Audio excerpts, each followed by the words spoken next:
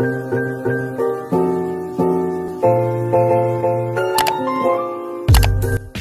KSI, tunjukkan kita punya aksi.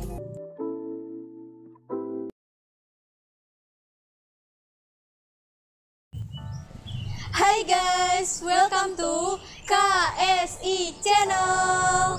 Sebelumnya aku mau tanya nih, gimana kabar kalian? Baik kah? Atau lagi galau gara-gara nggak ditemenin Ayang? Waduh, gimana tuh? Tapi kita harap semoga gimana pun teman-teman berada, teman-teman selalu dalam keadaan sehat. Dan meskipun pandemi COVID-19 sudah turun, tetap kita harus jaga protokol kesehatan. Oh iya, kita belum kenalan nih. Katanya tuh kalau nggak kenal nanti nggak sayang. Oke, kita kenalan dulu ya. Halo, aku Jihan Ismawati dari Bidang Pikma. Dan halo, aku Silva Amalia dari Bidang Pikma juga. Nah, karena kita udah kenalan, gimana kalau kita lanjut aja yuk? Oke, kita lanjut ya. Sebelum kita lanjut, kita simak dulu yuk fenomena yang akhir-akhir ini terjadi. Sinyal kenaikan harga bahan bakar minyak atau BBM Pertamax makin kencang. Kenaikan harga BBM jenis Pertamax makin jelas pemirsa.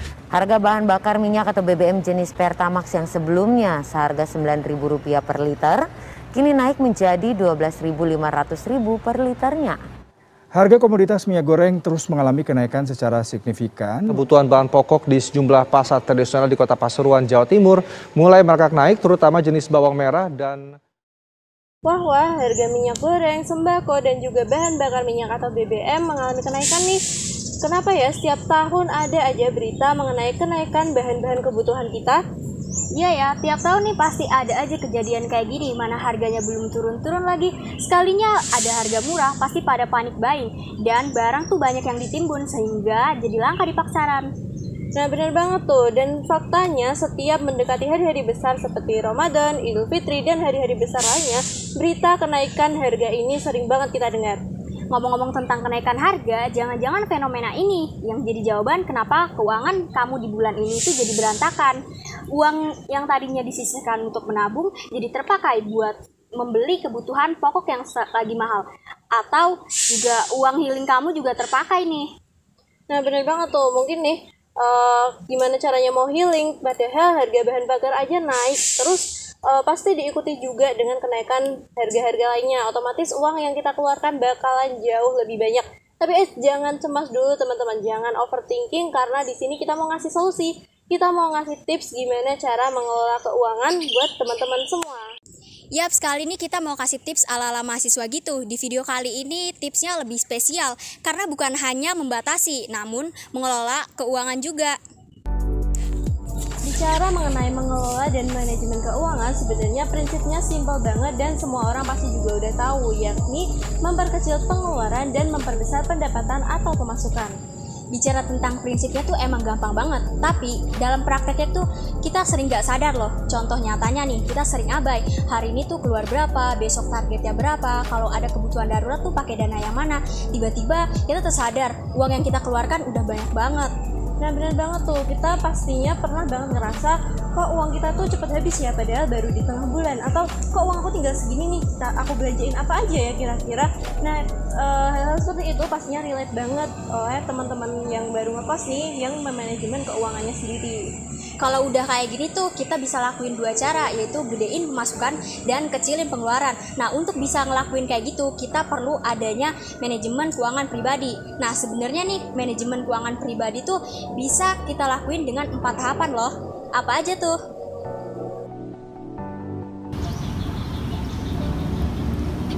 Pertama ialah analisis keadaan keuangan kalian. Di sini kita bakal tahu nih keadaan keuangan kalian tuh sebenarnya sehat atau nggak sehat sih. Nah, keadaan keuangan yang sehat itu tuh kayak apa sih? Keadaan keuangan yang sehat itu adalah keadaan keuangan di mana kita bisa memenuhi kebutuhan kita saat ini dan kebutuhan kita di masa depan. Nah, contohnya kebutuhan di masa depan itu adalah membayar cicilan. Misalnya saja cicilan belanja online dan lain sebagainya. Dan dengan keuangan yang sehat ini, kita nggak bakalan kolaps ketika terjadi keadaan yang tidak terduga atau keadaan darurat. Nah, tadi kan udah ada nih keadaan keuangan yang sehat. Sekarang, keadaan yang tidak sehat itu seperti apa? Jadi, keadaan keuangan yang tidak sehat adalah berkebalikan dengan keadaan keuangan yang sehat tadi, di mana pengeluaran kita jauh lebih besar dibandingkan pendapatan atau pemasukan kita. Kalau teman-teman yang di rumah nih, keadaan keuangan bulan ini kayak gimana? Sehat atau nggak sehat? Bisa banget loh cerita di kolom komentar. Yang kedua ialah dengan membiasakan manajemen keuangan. Untuk membiasakan manajemen keuangan, kita perlu tahu pola pengeluaran kita itu seperti apa. Nah, disinilah peran budgeting itu penting. Nah, dengan budgeting kita bakal tahu pola keuangan kita itu paling banyak keluar di mana dan paling banyak juga keluar untuk apa. Nah, gimana sih cara melakukan budgeting buat teman-teman yang baru aja pemula atau baru mulai merencanakan keuangan pribadi dari sekarang? Nah, caranya gampang banget, yakni dengan cara mencatat pengeluaran selama kurun waktu 1 minggu.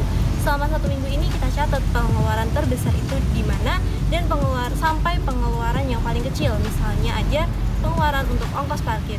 Jadi harus dicatat dengan detail banget ya. Teman-teman coba deh budgeting selama 1 minggu dulu. Di situ bakal ketahuan pola pengeluaran teman-teman itu paling banyak di mana dan paling banyak untuk apa. Misalnya aja nih, pengeluaran terbanyakku ternyata waktu nongkrong, atau pengeluaran terbanyakku untuk transportasi, praktikum, kuliah segala macam. Nah, dari situ teman-teman bakal tahu dengan jelas pola pengeluaran teman-teman sehari-hari. Nah, kalau teman-teman udah tahu pola pengeluaran teman-teman itu paling banyak di mana dan untuk apa, teman-teman bisa banget langsung lanjut ke tahap berikutnya. Ketiga, nah tahap ketiga ini kita bisa pakai 2 cara penyelesaian yang di awal, yaitu kecilin pengeluaran. Nah, mengecilkan pengeluaran ini bisa dilakukan dengan buat skala prioritas untuk pengeluaran kita. Sebenarnya pengeluaran yang kita bisa lakukan itu bisa dibagi menjadi 2, yaitu kebutuhan dasar dan pengeluaran untuk keinginan kita. Pengeluaran untuk kebutuhan dasar ini contohnya untuk bayar kos setiap bulan, makan, dan kebutuhan dasar manusia lainnya. Pengeluaran berikutnya adalah pengeluaran selain kebutuhan dasar. Nah, kita sering dengar kan, bedakan antara need and want. Pengeluaran selain kebutuhan dasar ini yang bisa disebut sebagai want atau keinginan.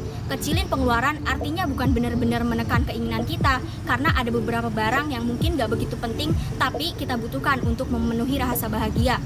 Nah, maksud dari skala prioritas ini adalah mengurangi pengeluaran kita di hal yang benar-benar gak penting. Contoh, kita beli suatu barang bukan karena butuh, bukan juga itu bikin bahagia. Kita beli barang itu karena lagi tren aja. Nah, pengeluaran yang seperti ini yang harus kita kurangi.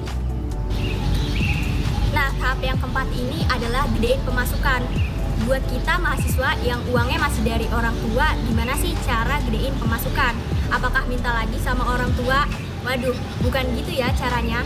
Gedein pemasukan ini bisa dilakukan dengan mulai berinvestasi. Kenapa kita disarankan untuk investasi? Karena investasi ini termasuk passive income. Artinya kita tidak perlu mengeluarkan banyak usaha untuk dapat pemasukan.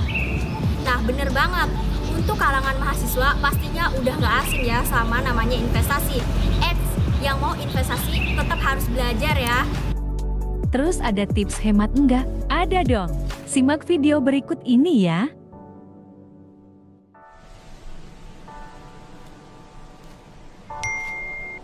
Masih bisa kok kita ikuti tren yang lagi viral, tapi cari tahu dulu lokasinya agar bisa mengatur budget buat yang kita butuhin.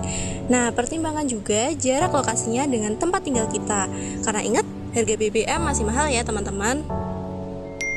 Ketika tempatnya kurang sesuai sama budget, maka solusinya kita bisa siasati dengan bawa bekal sendiri, atau makan dulu sebelum pergi, atau bisa juga nih nunggu promo tiket atau paket wisata. Beli baju baru itu nggak harus kok, mungkin masih bisa kita pakai baju-baju yang lama, tinggal kita mix and match aja biar tambah keren. Yang terakhir, jangan lupa sedekah ya. Akhirnya selesai sudah nih kita ngasih tips gimana caranya mengelola keuangan buat teman-teman dimanapun berada.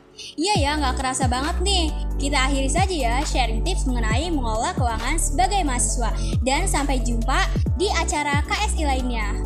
Terima kasih buat teman-teman yang udah nonton video ini. Jangan lupa di like, komen, dan juga subscribe YouTube channelnya KSI. Bersama KSI, tunjukkan kita punya aksi. Aku Silva Amalia Stiani dan teman aku Yanis Mawati mengucapkan sampai jumpa.